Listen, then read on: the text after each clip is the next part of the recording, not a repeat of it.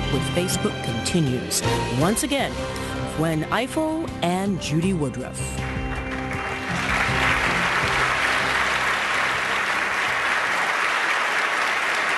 Welcome back to the Democratic presidential debate. Before we return to our questions, we have a follow-up question from our Facebook group. And it is to Senator Sanders. Senator, it comes from Bill Corfield. He's a 55-year-old musician from Troy, Ohio. And he asks, are there any areas of government you'd like to reduce? Oh, many. Hey, I'm in the United States Senate, and anyone who doesn't think that there is an enormous amount of waste and inefficiency and bureaucracy throughout government would be very, very mistaken. I believe in government, but I believe in efficient government, not wasteful government. How about you, Senator Clinton? Secretary Clinton. Absolutely. And you know, there are a number of programs that I think are duplicative and redundant and not producing the results that people deserve. There are a lot of training programs and education programs that I think can be streamlined and put into a much better format so that if we do continue them, they can be more useful in public schools, community colleges, and universities.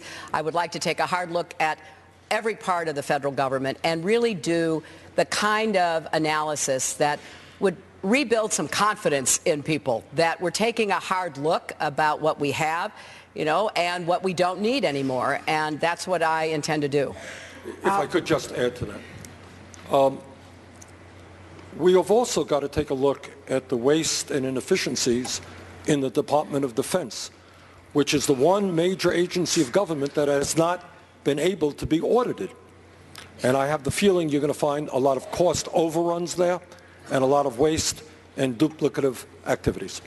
We spent the first part of this debate talking about domestic insecurity. The second part, we want to talk about our foreign policy insecurities, and we want to start with a question for you, Secretary Clinton, about America's role in the world.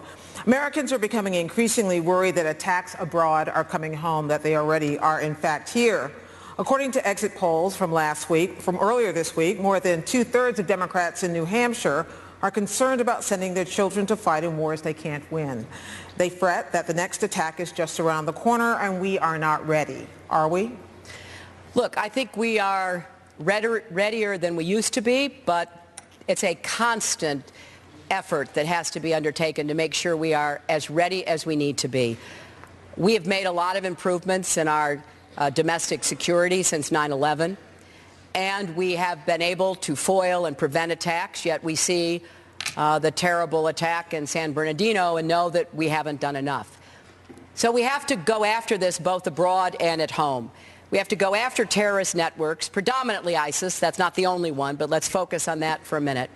We have to lead a coalition that will take back territory from ISIS, that is principally an American-led air campaign that we are now engaged in. We have to support the fighters on the ground, principally the Arabs and the Kurds, who are willing to stand up and take territory back from Raqqa to Ramadi. We have to continue to work with the Iraqi army so that they are better prepared to advance on some of the other strongholds inside Iraq, like Mosul, when they are able to do so.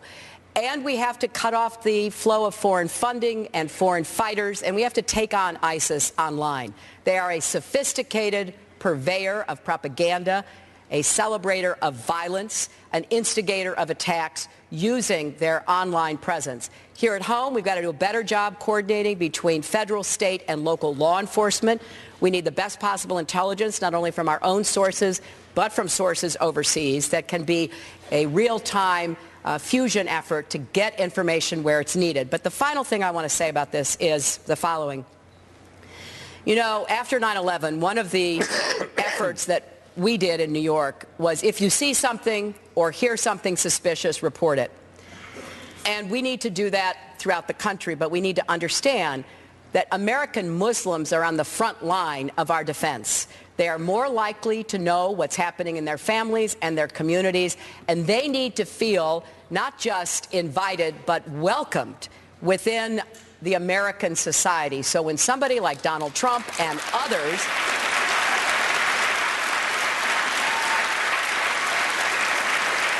stirs up the demagoguery against American Muslims, that hurts us at home. It's not only offensive, it's dangerous. And the same goes for overseas, where we have to put together a coalition of Muslim nations.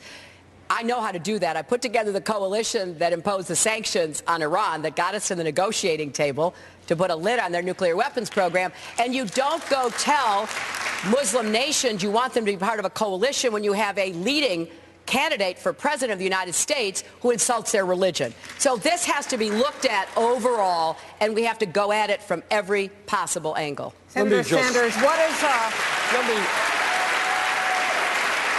Let me just say this. What a president of the United States has got to do, and what is his or her major, I think, responsibility, is to, A, make certain that we keep our people safe, that we work with allies around the world to protect democratic values, that we do all that we can to create a world of peace and prosperity. I voted against the war in Iraq because I listened very carefully to what President Bush and Vice President Cheney had to say, and I didn't believe them. And if you go to my website, berniesanders.com, what you find is not only that I helped lead the opposition to that war, but much of what I feared would happen, what I spoke on the floor of the House, in fact, did happen in terms of the instability that occurred. Now, I think an area in kind of a vague way, or not so vague, where Secretary Clinton and I disagree, is the area of regime change. Look, the truth is that a powerful nation like the United States, certainly working with our allies, we can overthrow dictators all over the world. And God only knows Saddam Hussein was a brutal dictator. We could overthrow Assad tomorrow if we wanted to. We got rid of Gaddafi. But the point about foreign policy is not just to know that you can overthrow a terrible dictator. It's to understand what happens the day after. And in Libya, for example, the United States, Secretary Clinton, as Secretary of State, working with some other countries, did get rid of a terrible dictator named Gaddafi. But what happened is a political vacuum developed. ISIS came in and now occupies significant territory in Libya and is now prepared, unless we stop them, to have a terrorist foothold. But this is nothing new. This has gone on 50 or 60 years, where the United States has been involved in overthrowing governments. Mossadegh back in 1953. Nobody knows who Mossadegh was. Democratically elected Prime Minister of Iran. He was overthrown by British and American interest because he threatened oil interest of the British. And as a result of that, the Shah of Iran came in, terrible dictator. As a result of that, you had the Iranian Revolution coming in, and that's where we are today. Unintended consequences. So I believe, as president, I will look very carefully about unintended consequences. I will do everything I can to make certain that the United States and our brave men and women in the military do not get bogged down in perpetual warfare in the Middle East. If I could just respond.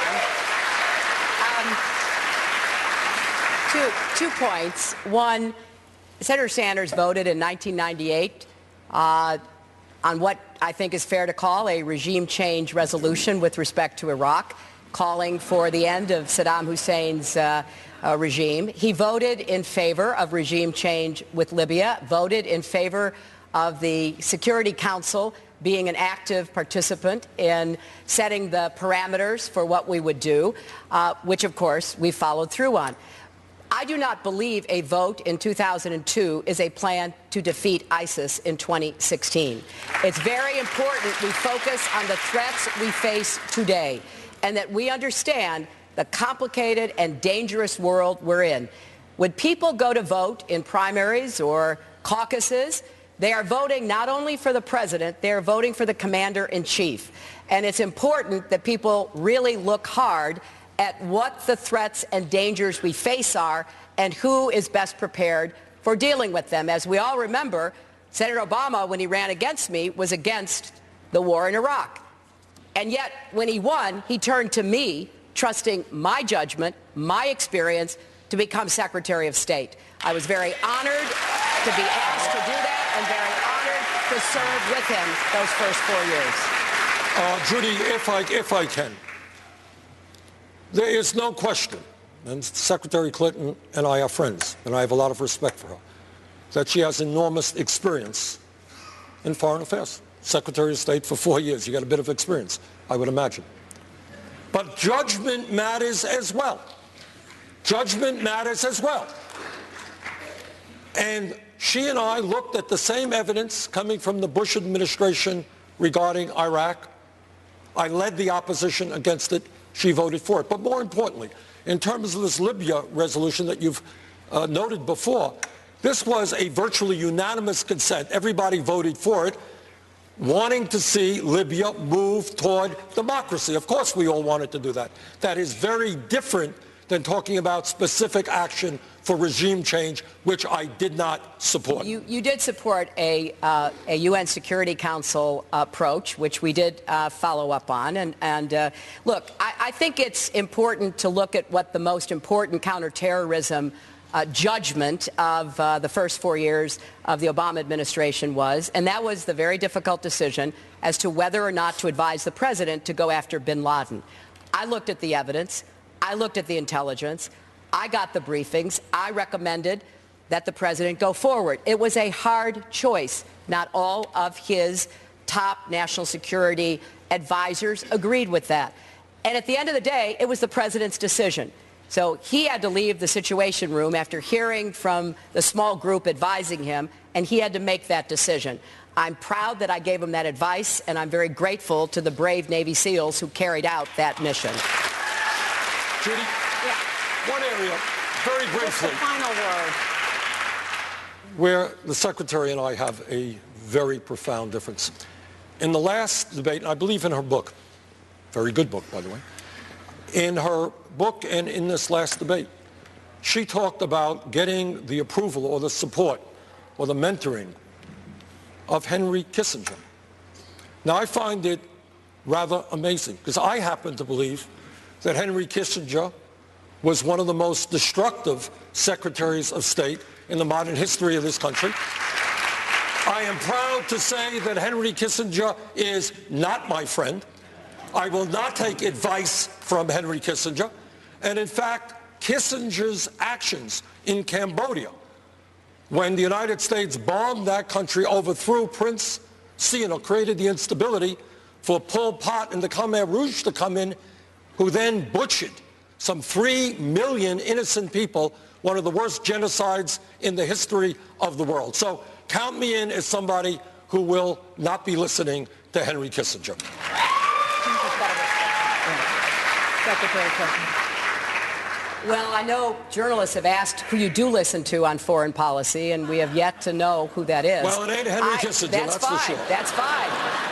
You know, I listen to a wide variety of voices that have expertise in various areas. I think it is fair to say, whatever the complaints that you want to make about him are, that with respect to China, one of the most challenging relationships we have, his opening up China and his ongoing relationships with the leaders of China is an incredibly useful relationship for the United States of America. So if we want to pick and choose, and I certainly do, people I listen to, people I don't listen to, people I listen to for certain areas, then I think we have to be fair and look at the entire world, because it's a big, complicated world out there. It is. And yes, people we may disagree with on a number of things may have some insight, may have some relationships that are important for the president to understand in order to best protect the United States.